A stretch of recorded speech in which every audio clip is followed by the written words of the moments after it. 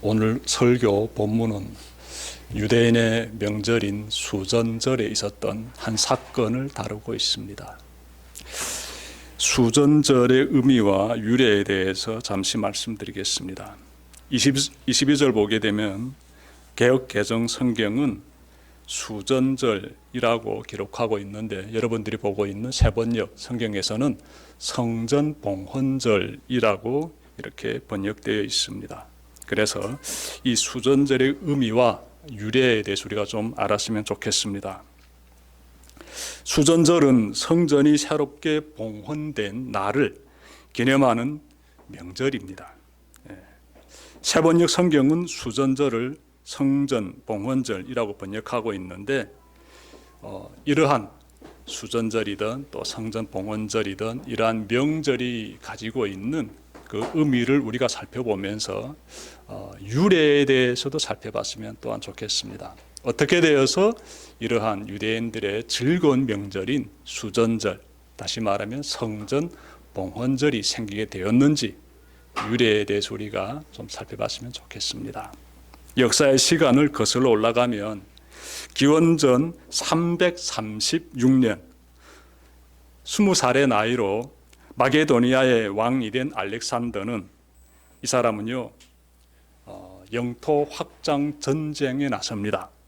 하여 그는요 그리스의 도시 국가들과 그리고 소아시아와 이집트와 페르시아와 그리고 인도 서북부에 이르는 거대한 영토를 점령하고 제국의 통치자가 되었습니다. 우리는 그 제국을 가리켜서 헬라 제국이라고 합니다. 우리가 이렇게 명칭을 헬라 제국이라고 부르고 있습니다. 제국을 건설한 알렉산더 대왕은 33살의 나이로 일찍이 죽습니다. 자, 이렇게 되자 헬라 제국은 세 개로 나눠지게 됩니다. 세 등분 이렇게 쪼개지는 것입니다. 그 중에 하나가 기원전 312년부터 기원전 63년까지 서아시아 일대에 세워진 셀루코스 제국입니다. 셀루코스 제국.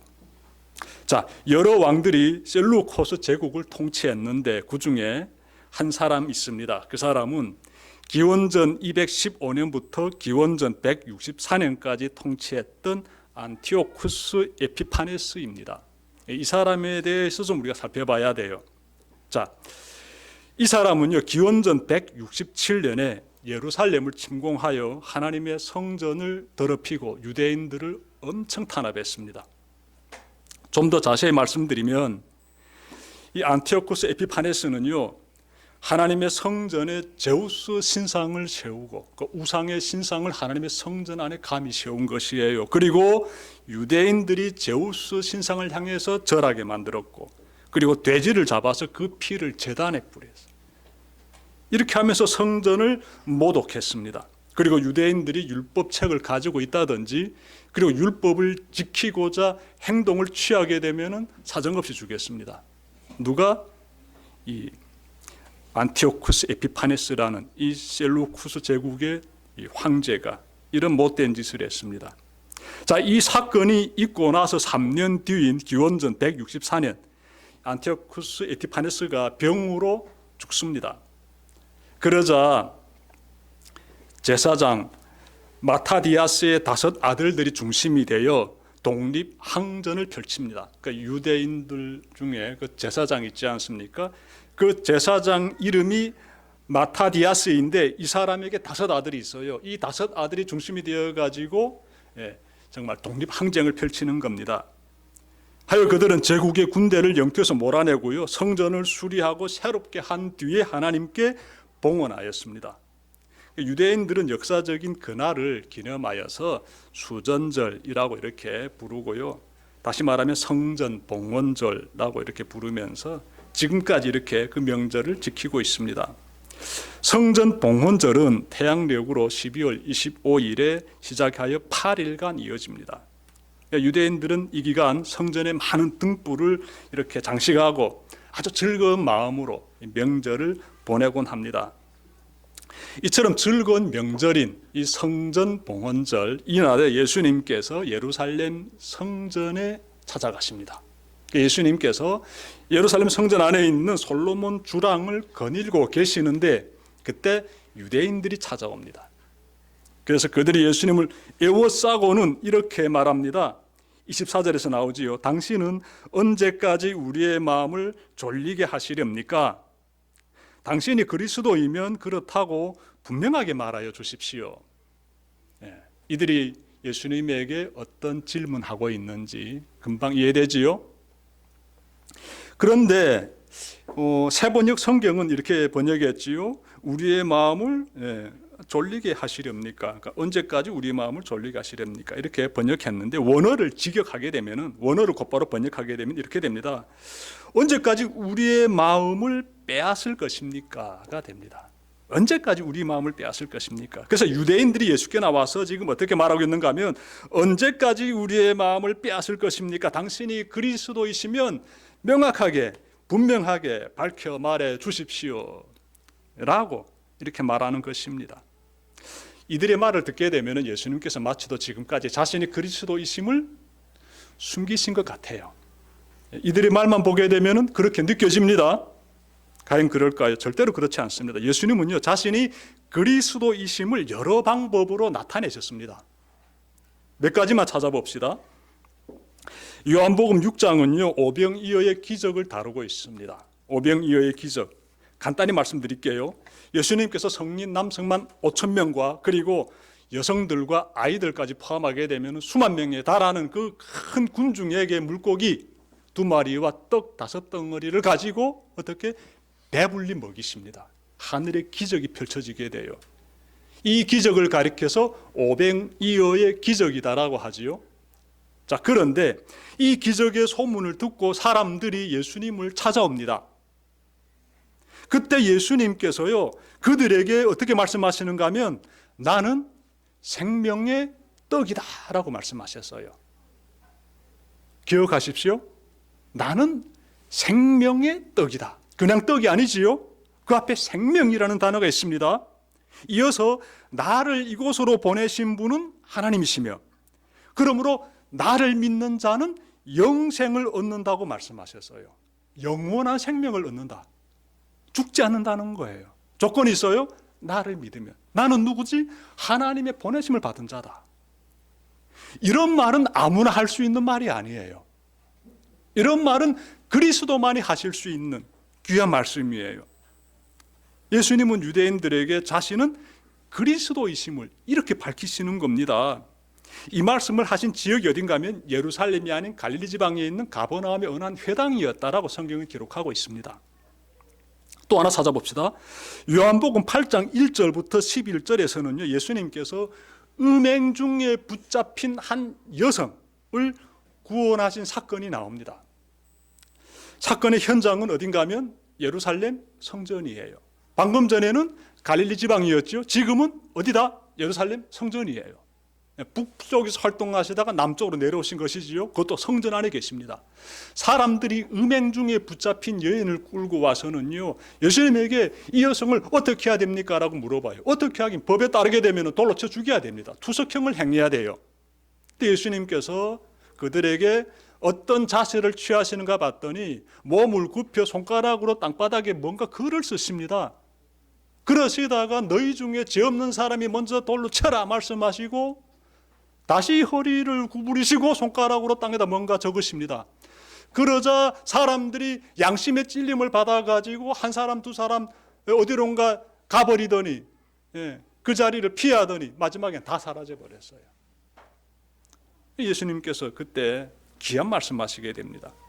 예수님께서 그 여성이 혼자 남아서 부들부들 떨고 있지 않겠습니까? 그 음행 중에 붙잡힌 여인, 그 생각해 보십시오. 죽을 죄를 진 여인이지요. 그래서 지금 두려움 가운데 공포 가운데 빠져 있는데 그 여인에게 예수님께서 다시는 죄를 짓지 말아라 이렇게 말씀하셔요. 다시는 죄를 짓지 말아라. 그리고 이어서 사람들에게 이렇게 말씀하십니다. 나는 세상의 빛이다 이렇게 말씀하세요. 나는 세상의 빛이다. 이 굉장한 의미가 담겨져 있어요. 굉장한 의미. 여러분, 죽을 수밖에 없는 죄인이 예수님을 믿게 되면은 생명을 얻을 수 있다는 의미가 그 속에 담겨져 있습니다. 이 죄가 지배하는 그 현장, 어둠이 짙게 드리워진 그 현장에 생명의 빛으로 오신 그 예수님에 의하여서 죄인이 구원받을 수 있다는 거 아니겠습니까? 예수님께서 이어서 이렇게 말씀하십니다. 요한복음 8장 23절 24절인데요.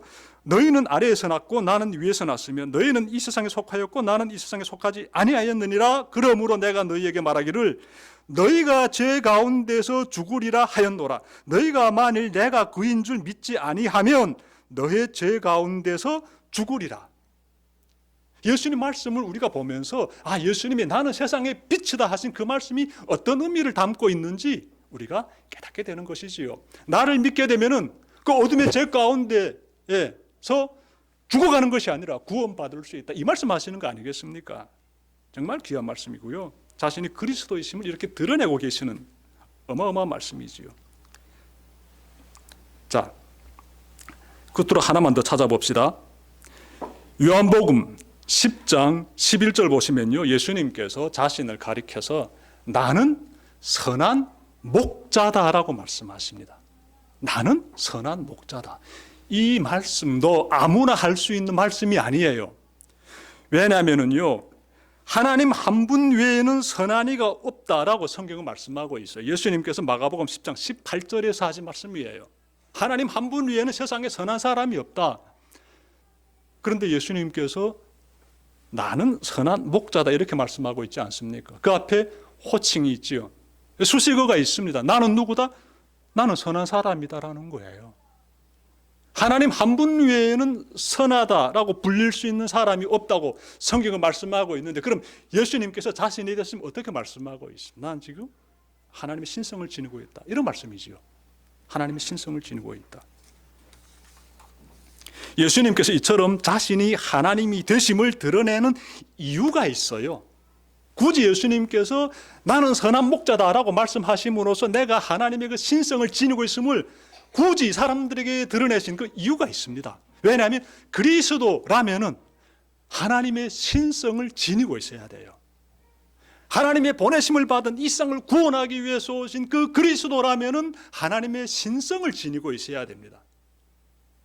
여러분, 그런데 우리가 좀 말씀 찾아봐야 되는 것이 이사야서 9장 6절 보게 되면 굉장히 중요한 말씀 나와요. 예수님 오시기 썩 이전에 활동했던 그 예언자가 장차 그리스도가 하나님의 신성을 지녀야 된다라고 이렇게 말씀하고 있는데, 들어보십시오. 이는 한 아기가 우리에게서 났고 한 아들을 우리에게 주신 바 되었는데 그의 어깨에는 정사를 메었고 그의 이름은 기묘자라 모사라 전능하신 하나님이라 영존하시는 아버지라 평강의 왕이라 할 것임이라. 이사야 선지자가 장차 오실 그리스도는 하나님의 그 신성을 지내야 된다라고 예언하고 있는 거예요. 그래서 예수님께서 사역을 펼치실 때 자신 안에 내재해 계시는 그 하나님의 신성을 이렇게 자꾸 드러내시는 겁니다. 자, 그리고 하나님의 신성을 지니셨다면은 그분을 통해서 하나님이 하실 수 있는 일들이 표징으로서 나타나야 돼요. 표징으로서. 좀 설명해 드리면, 우선 앞을 못 보던 사람이 앞을 봐야 하며, 못 듣던 사람이 들어야 하며, 다리 저는 사람이 뛰어다닐 수 있어야 하며, 말 못하던 사람이 말할 수 있어야 합니다. 다음으로 마음이 상한 자가 고침을 받아야 하며, 포로된 자가 자유를 얻어야 하며, 갇힌 자가 풀려나야 하며, 가난한 자에게 복음이 전파되어야 합니다. 끝으로 죽은 자가 살아나야 합니다. 누구에 의해서? 하나님의 신성을 가지고 이 땅에 오신 그 그리스도라는 그분을 통해서 일어났던 일들이 표징으로서 나타나야 한다고요. 그럼 예수님을 통해서 그러한 표징들이 나타났을까요? 정확히 나타납니다. 너무너무 정확히 나타나요.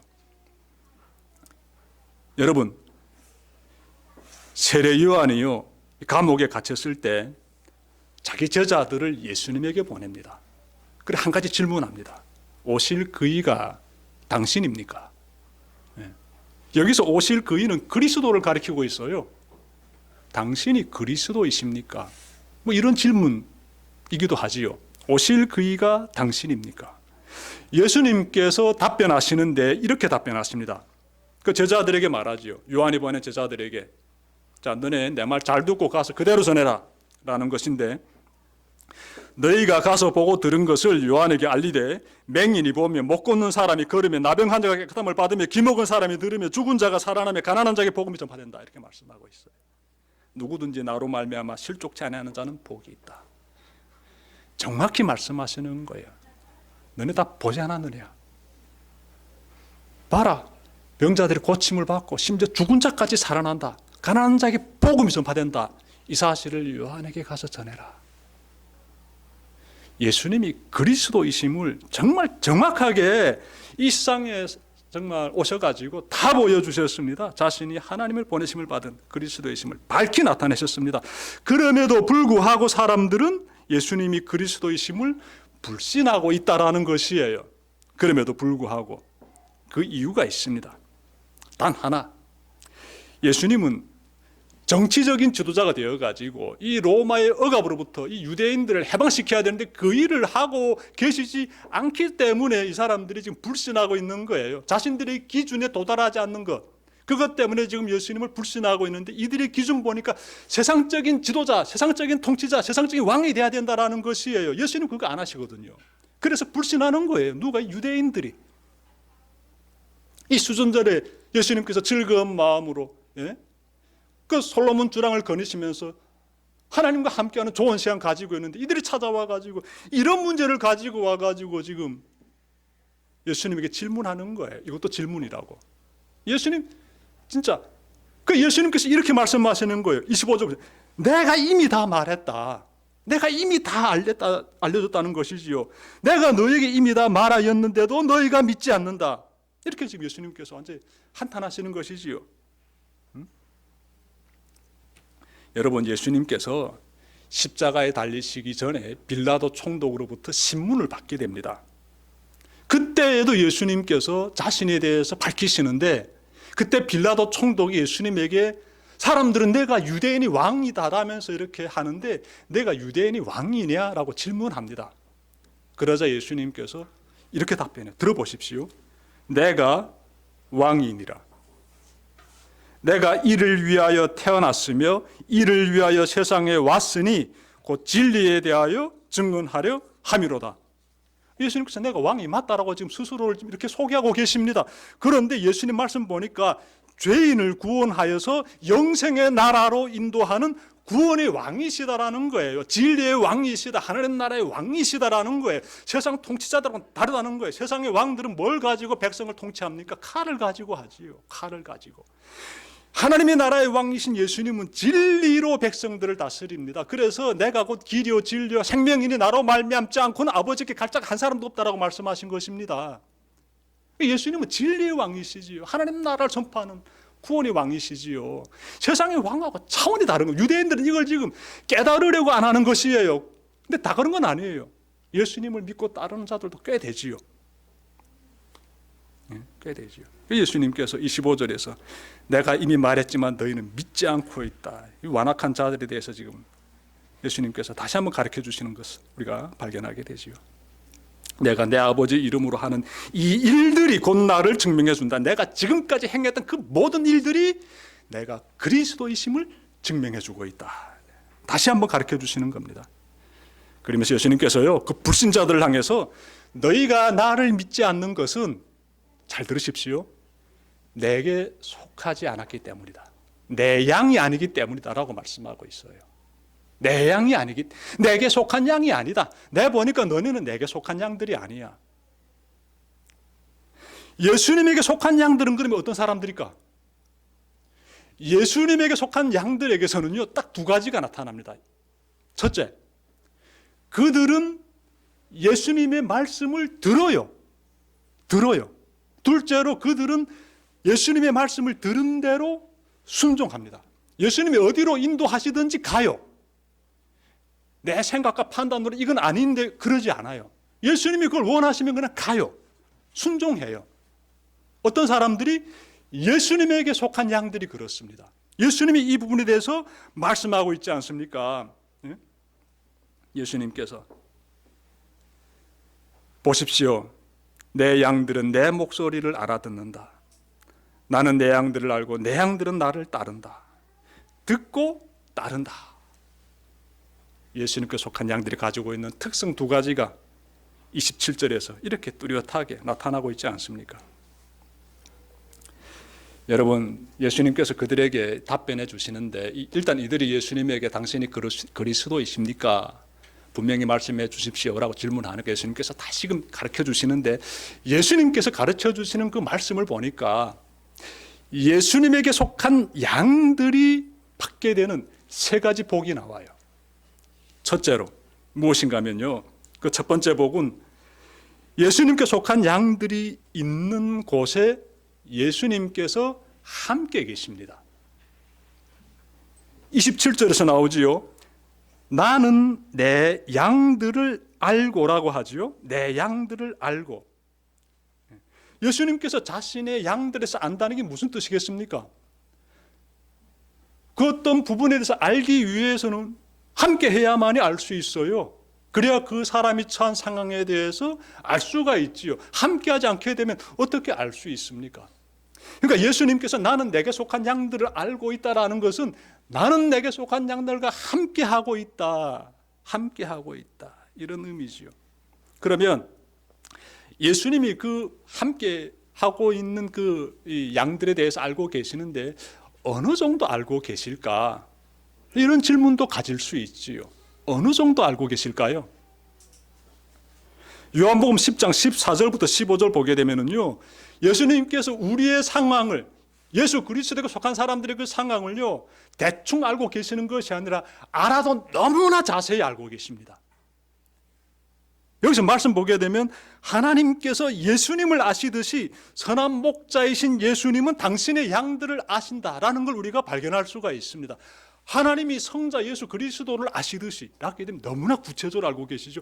그것처럼 우리 예수님이 우리를 알고 계신다 이렇게 말씀하고 있는 것이에요. 그런 여러분들 생각해 보십시오. 예수 믿는 이 인생 걸어가는데 힘들지요. 예, 힘들지요. 마음 아픈 상처 받을 수도 있습니다. 힘이 지내가지고 어찌하면 좋을까, 정말 한탄대 쏟을 때도 있지요. 저는 얼마 전에 뉴스 보니까 끈한 그 가장이 경제적으로 많이 어려우니까 자식들과 함께 이렇게 자살했다라는 그 뉴스를 보면서 막 마음이 막 너무 아프더라고요. 아내는 교도소에 수감되어 있었다라고 하는데 경제적으로 얼마나 힘들었으면 가장이 그런 선택을 했을까 생각도 드는데, 예수님을 믿으면 어땠을까? 저 가장이 예수님을 믿었으면 어땠을까? 저런 결정은 내리지 않았을 텐데. 예수 믿게 되면 저런 결정 내리지 않았을 텐데.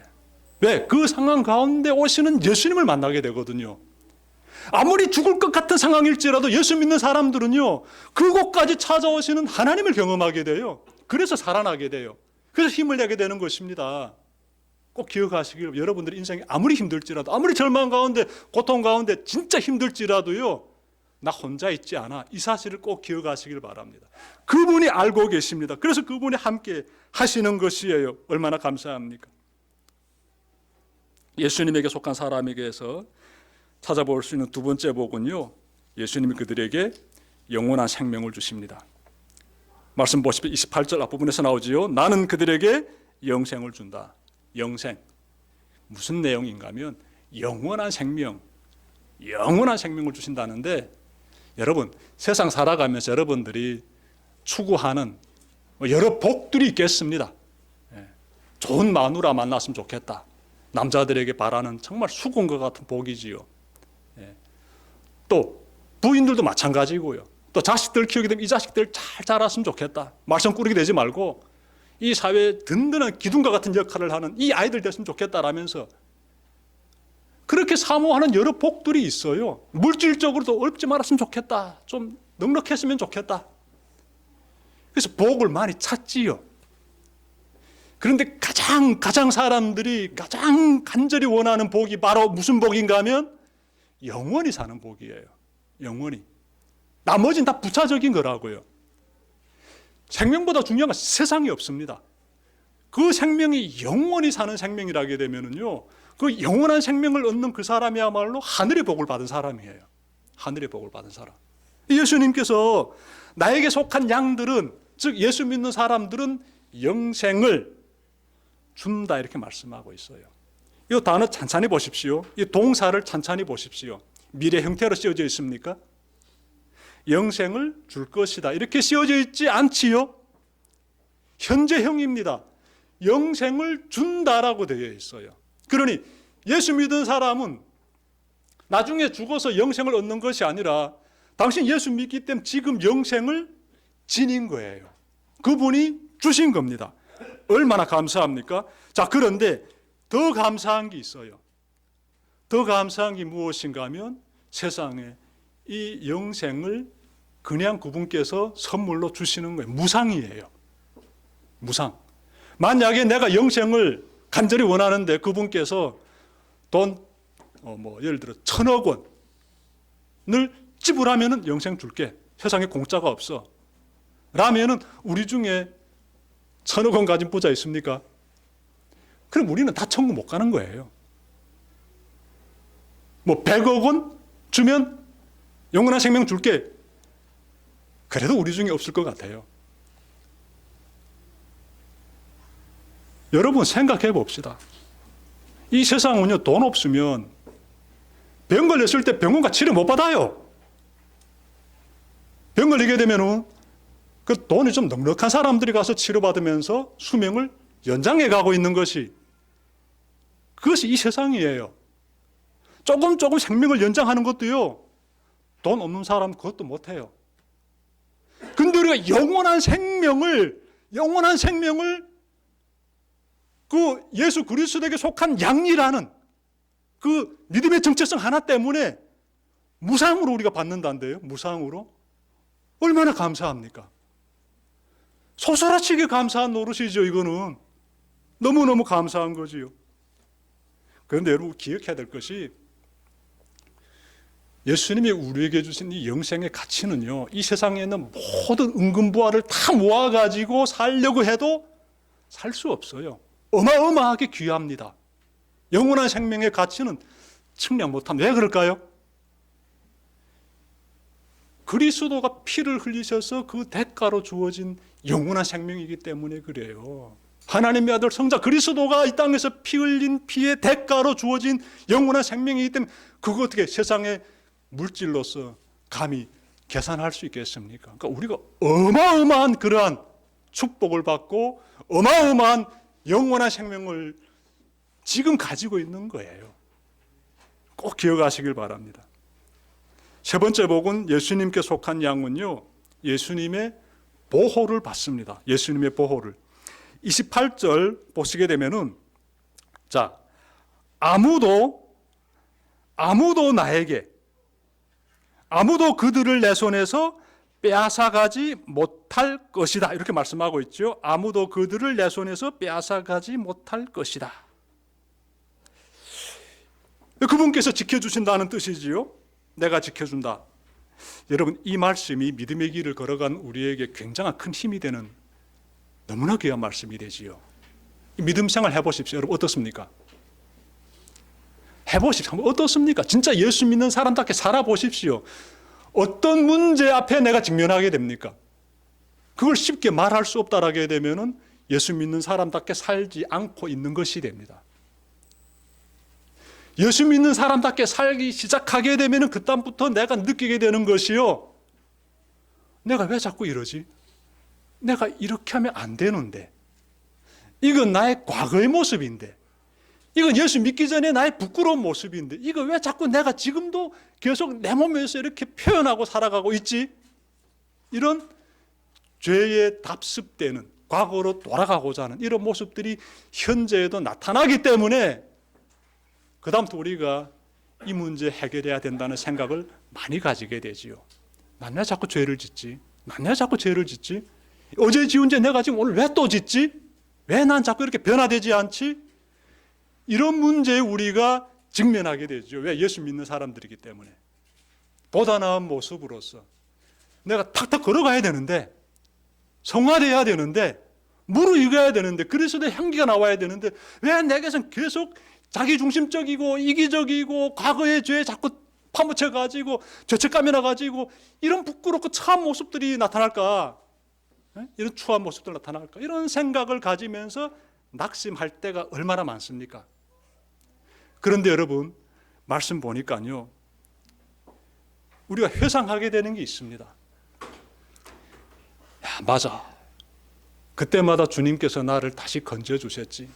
그 죄책감 가운데 있을 때, 또다시 죄에 넘어졌을 때, 그 상처 가운데 있을 때, 그 죄에 늪에 있을 때 다시 주님이 내게 오셔가지고 나를 이렇게 세워주셨지. 다시 나를 예배의 자리로 인도하시고, 다시 나를 말씀 가운데로 인도하셔가지고, 다시 나를 영생의 그 놀라운 구원의 은혜, 십자가 보혈의 그 은혜, 예수 그리스도와 함께하는 그 삶의 아름다움에 대하여서 깨닫게 해주셨지.